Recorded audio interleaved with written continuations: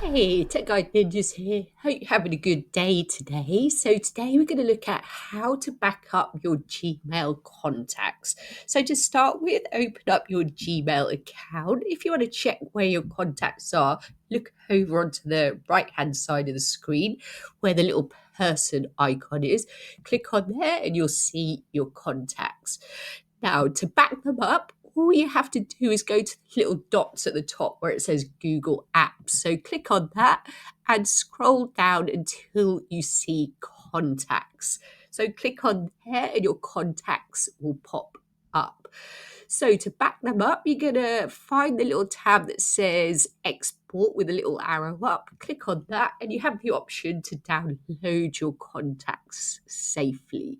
So you can either download as a Google CSV, CSV for Outlook, or VCAR for Android. So choose the option that's right for you, click export, and they will be downloaded safely. I hope that was helpful. Please let me know in the comments if you have any questions. Please like the video and subscribe to the channel. I will see you soon.